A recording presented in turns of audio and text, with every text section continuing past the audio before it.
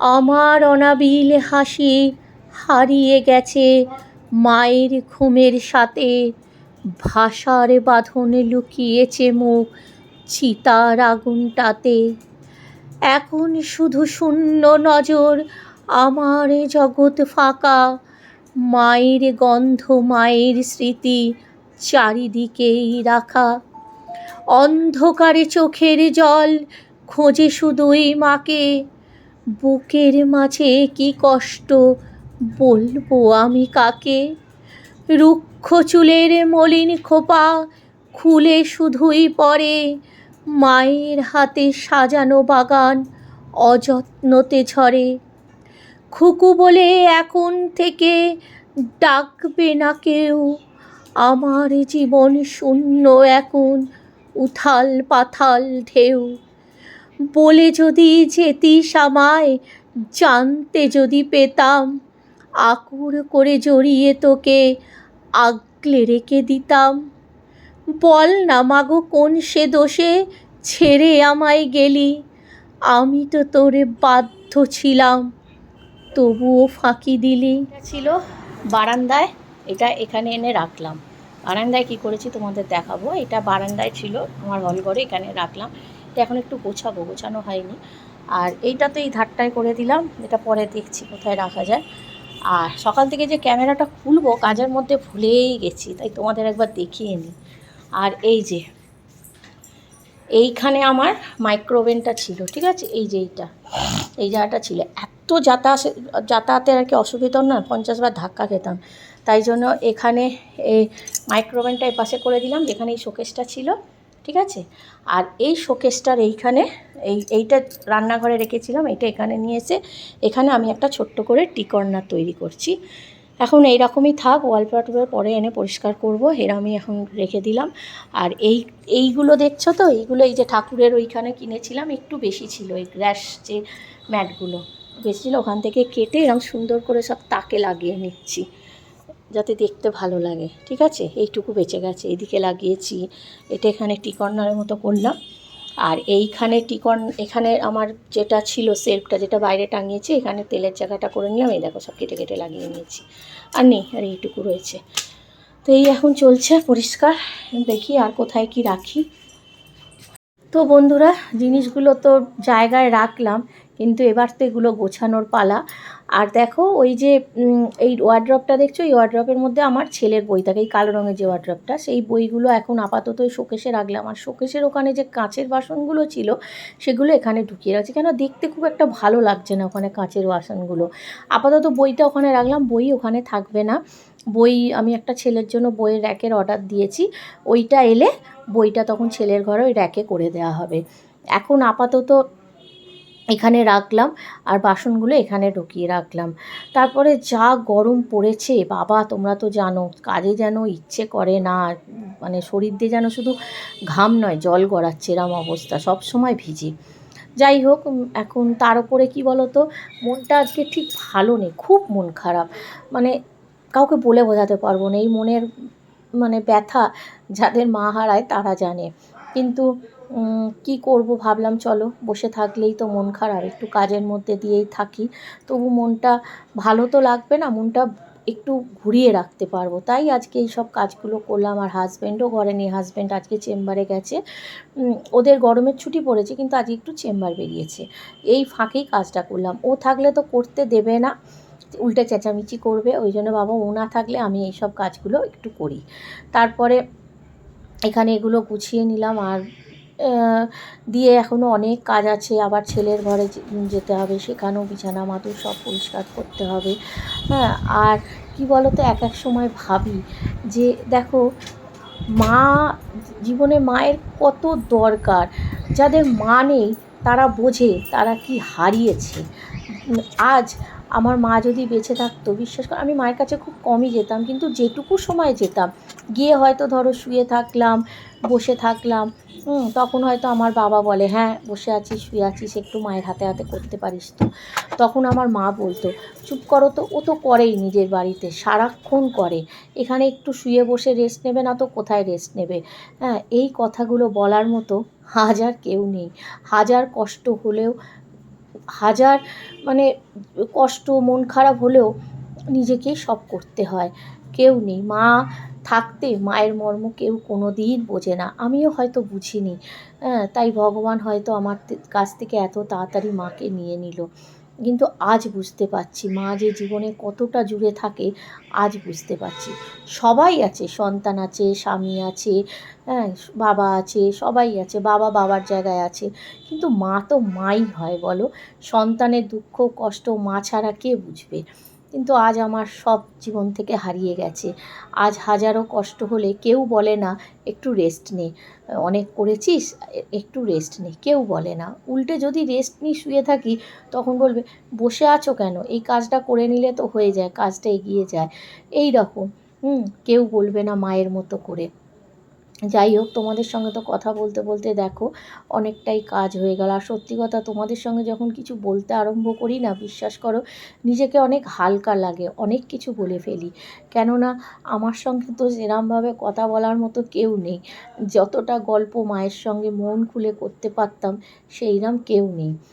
কার সঙ্গে করব? যদি কোনো দুঃখ কষ্টের কথা স্বামীকে বলতে যাই, হয়তো বললাম জানো তো ও ওই বলেছে বা ও ওইটা করেছে, ব্যাস সেইটা নিয়ে তুমি যার সম্বন্ধে বলবে তার সঙ্গেই ঝগড়া লাগিয়ে দেবে। অতএব মন খুলে কাউকে কোনো কথা বলতে পারি না, নিজের কষ্ট নিজের মনের মধ্যেই গুছিয়ে রেখে দিই। আর যখন মন খারাপ হয় ডুকরে কাঁদি, যেটা কেউ দেখতে পায় না। যাই হোক, দেখলে টেবিলটাও পরিষ্কার করে নিলাম, সব আলমারিগুলো পরিষ্কার করে নিলাম, নিয়ে এবারে ঘরটা ঝাঁট দিয়ে মুছে নেবো। তারপরে এখনও অনেক কাজ আছে। এদিকে আবার হাজব্যান্ড চলে এলে চেঁচামেচি করে দেবে যে এখনও কিছু করোনি কেন, এইসবগুলো করতে গেছো, এইসব করে চেঁচামেচি করবে। ওই জন্য এগুলো করে নিয়ে তারপরে স্নানে যাব। ঠিক সেই সময় এসে যাবে আমার ওই ডগিদের ডাক্তার, ওই ইঞ্জেকশান দিতে আসবে বাচ্চাগুলোকে। ওই জন্য এই দেখো ডাক্তার ঢুকলো।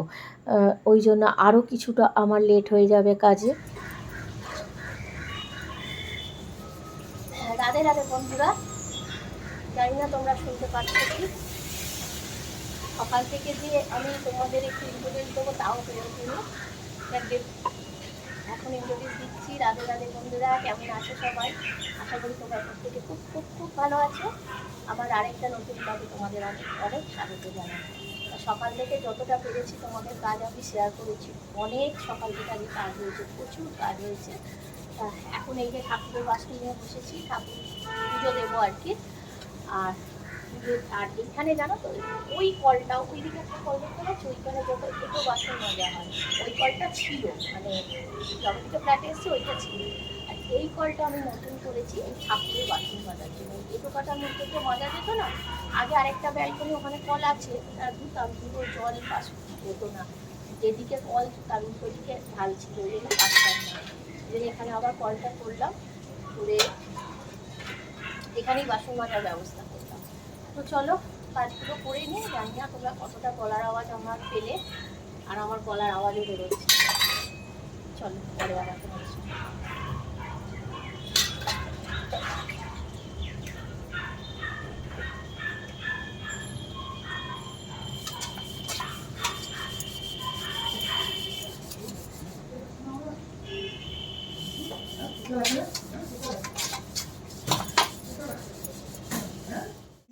আজকে আমার মায়ের মৃত্যুবার্ষিকী। এই লোকনাথ বাবার পুজোর দিন, তিরোধান দিবসের দিন আমার মা চলে যায়। না, একটু বেঁকে আছে। আমার মা চলে যায়। বড্ড লোকনাথ বাবার ভক্ত ছিল, বিরাট বড় করে পুজো করতো। আর ঠিক আজকের দিনেই ভগবান নিয়ে নিল। ওই জন্য কেন জানি না আমার লোকনাথ বাবার উপরে আর মন বসে না। কত মাথা খুঁটেছি, কত করেছি, সাড়া দিল না ভগবান, ঠিক কেড়ে নিল। কত ছোট নাতিকে দেখে গেছিল আমার মা, আর সেই নাতি আজ কত লম্বা হয়ে গেছে, বড় হয়ে গিয়ে আজ মাকে মালা পরাচ্ছে। 5টা বছর হয়ে গেল, তাই চলে গেল।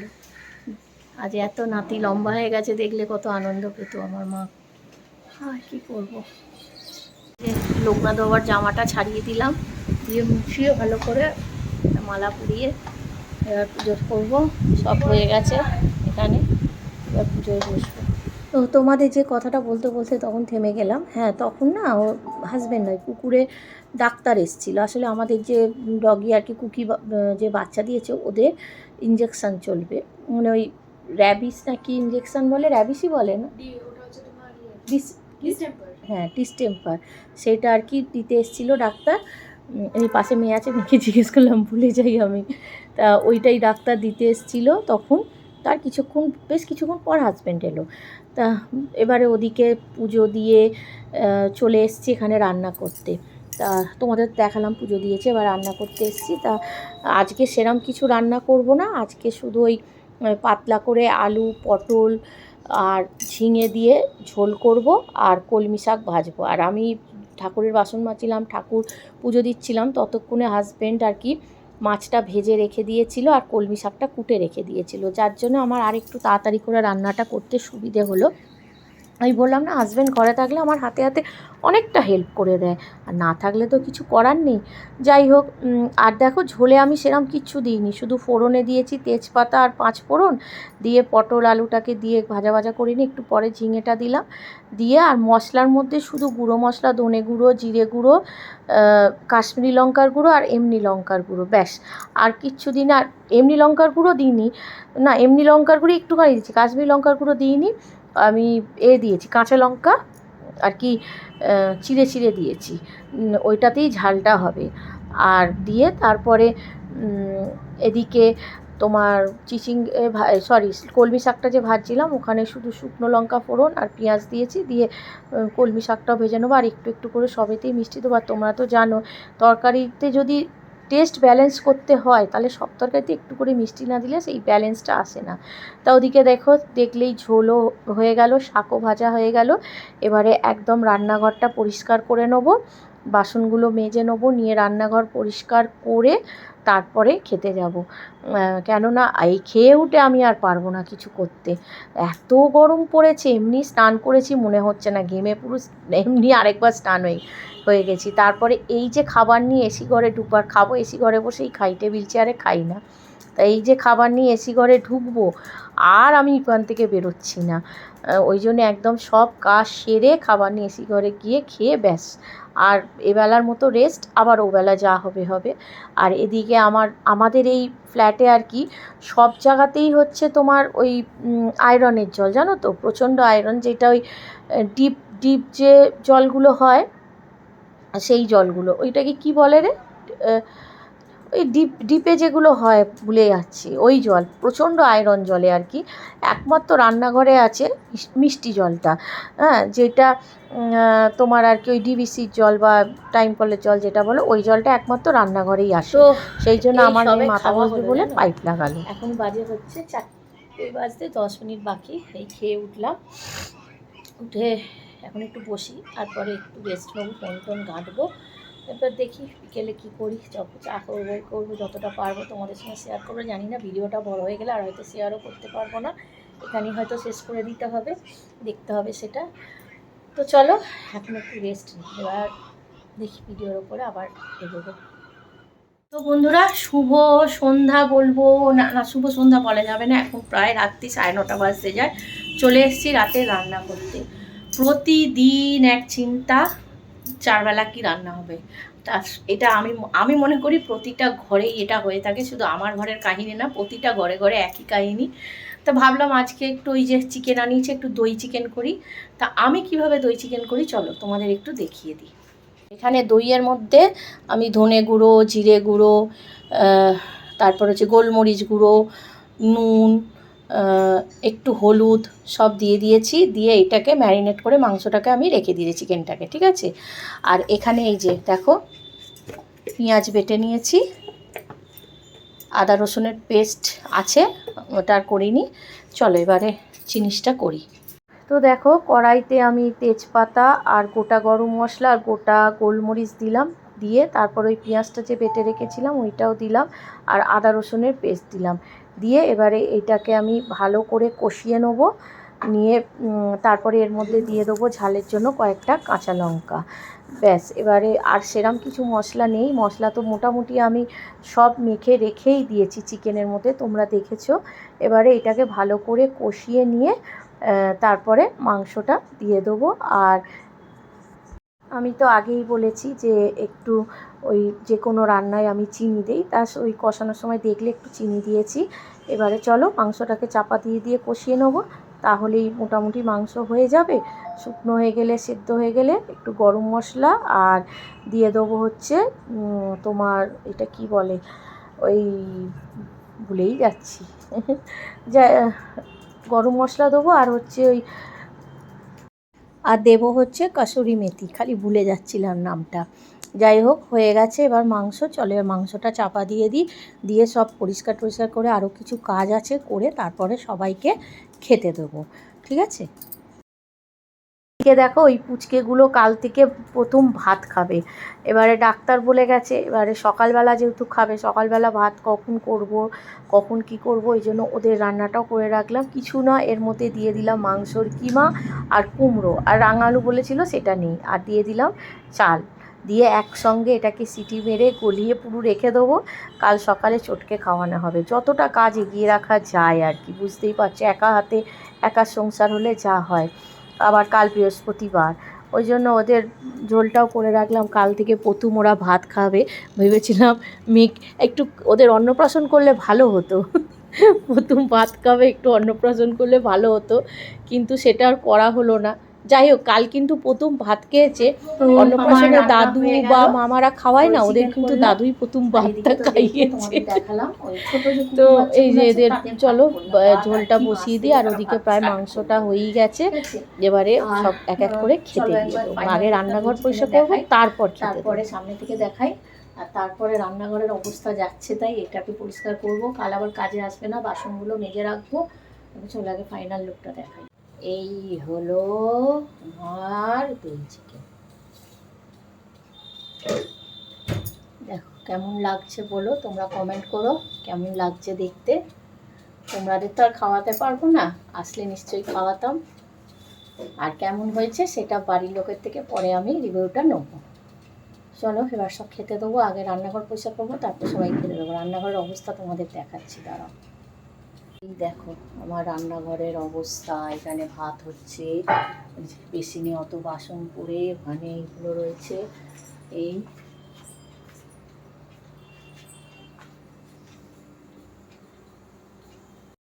চলো দেখো, তুড়ি মেরে রান্নাঘরটা পরিষ্কার করে দিলাম। সত্যি যদি এরকম তুড়ি মেরে সব কাজ করতে পারতাম, তাহলে জীবনে এত কষ্টই থাকতো না বলো। কিন্তু এই যে তুড়িটা মারলাম, এর পেছনে যে কতটা কষ্ট লুকিয়ে আছে আর কতটা ঘাম ঝরে আছে, সেটা একমাত্র যে করে সেই জানে।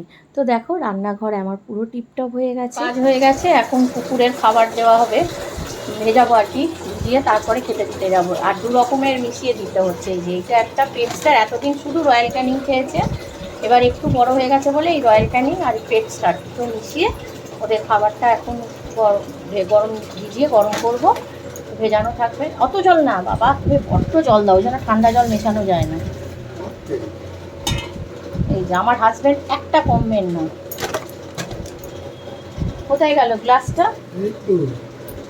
এই যে এই রয়্যাল ক্যানিং দিয়ে দিলাম, আর এখানে এইটা দেবো। ওইটা বেশি, এটা হাফ দিতে বলেছি না, পিয়া বললো দুটোই সমান দাম, আমি ওরকম দেবো না। ব্যাসে গেছে গেছে আরো কমা, ওইটা এখন প্রথম খাচ্ছে, নতুন খাচ্ছে তো, ব্যাস। আর এইটাই এতটা দিয়ে দিলাম। এবার এটা গরম জলে, আর এটা গরম জলে বসিয়ে দেবো, গরম করে নেবো, দিয়ে ভেজানো থাকবে, নরম হয়ে গেলে চটকে খাওয়ানো হবে। তো চলো খাওয়া দাওয়া সব শেষ, এবারে হচ্ছে ঘুমানোর পালা। আর দই চিকেনটা তো আমার তো ভালো লেগেছে, এবার বাদ বাকি সবার থেকে একটু কি রে কেমন লাগলো দই চিকেন? ওই দই চিকেন কেমন লাগলো? দারুণ দারুণ, আমি যেভাবে খাই আমি তো আর কি বলবো, আমার হেভি লেগেছে। তোজো কেমন লাগলো? ভালো। শুধু ভালো না খুব ভালো, কোনটা? খুব ভালো। এই যে শুয়ে আছে। আর তোমার মুখটা দেখাবে, শুধু মুখই দেখাচ্ছি সব সময়, তো তুমি আমনাইটা পুরো একদম কি বলে গরমে গরম হট দই চিকেন খেয়েছে, হেভি পাগলা ভরে দিয়েছে, 4টার জায়গায় 6টার উঠে খেয়েছি। আর এইখানে তো ঘুম হচ্ছে, সে দেখছে কি রে দিয়া, তোর কেমন লাগলো? তো আমাদের তো ভালোই লাগে, যদি পারো ট্রাই করো। আর এখানেও আমি এখানে ভিডিওটাও শেষ করব। অনেক রাত হয়ে গেছে, কটা বাজে এখন? হ্যাঁ, বেশি রাত হয়নি, 11টা 10 বাজে। এবারে শোবো, কাল আবার বৃহস্পতিবার। তো চলো, ভিডিওটা এখানেই শেষ করলাম। আর ভিডিওটা ভালো লাগলে তোমরা, আর তোমাদের দেখো আজকে আমি এই যে চুলের কালার আনিয়েছি। আমি প্রতিবার কালার করতে যাই, প্রত্যেক মাসে 1,500 টাকা করে আমার যায়, জানো, এক মাসে যায় না। এবারে প্রফেশনাল কালারই যে লরিয়েলের নিয়ে চলে এসেছি, একটা বড় ভলিউম নিয়ে এসেছি।